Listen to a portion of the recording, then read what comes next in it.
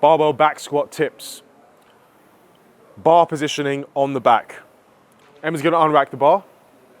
For the most common barbell back squat, which is the high bar, we want to have the bar on the top of the traps.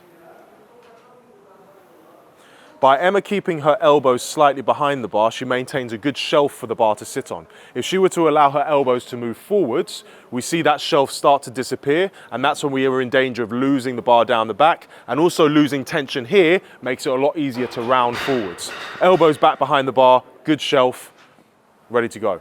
Another important part about bar positioning on the back is grip width. We want to have the grip quite close to the shoulders because that's going to help maintain tension in the upper back. If you take your grip out wider, it's going to be a lot easier to lose tension in that back.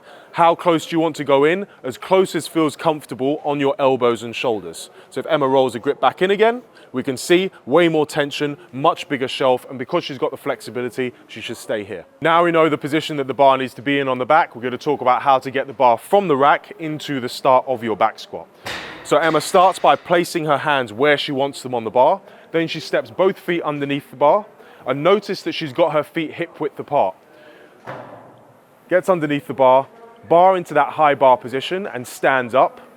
Then she takes the steps back, 1, 2, and then any slight adjustments that she needs to do to get into her ideal squat stance. Rack the bar.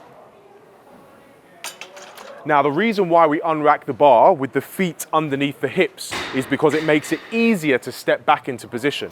If Emma were to unrack the bar with her feet wide, now she has to create a lot more side-to-side motion in order to step back into her start position. Next thing with the back squat is deciding your foot position.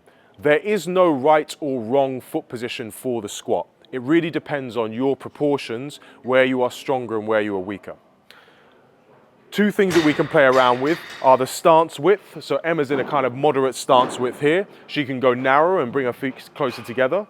Or she can also go wider for a wider squat as well. We can also play around with toe angle. Right now her toes are fairly forwards. She can turn them out a bit if she wants. And she can also still keep them forwards. So you've got the combination of the stance width and the toe angle, different combinations to find what suits you best. So this is Emma's preferred squat stance, fairly moderate with toes forwards. Off we go. As a general rule, if you struggle with ankle mobility, you might find it more comfortable to go with slightly turned out toes. The narrower your squat stance, the more ankle mobility it's going to require. The wider your squat stance, the more hip mobility it's going to require. Next, we're going to talk about the sequencing of the hips and the knees in the squat. Unrack the bar, Emma. So we can either have a squat that's very quad emphasized and very knees forwards. Give us that. And here Emma's staying super upright and allowing her knees to drive forward. Feet are still flat on the floor, but knees are going forwards. We can have a squat that's a little bit more posterior chain bias, where she's using her hips a bit more to sit back. And then we can search for somewhere that's a middle ground between those 2 points to find a squat that works well for you. So between foot position, foot width, toe angle, and sequencing of the hips and knees, we have lots of variables we can change for the squat so that you can choose a squat pattern that targets the muscles you want to train more, or a squat pattern that is the strongest position for you.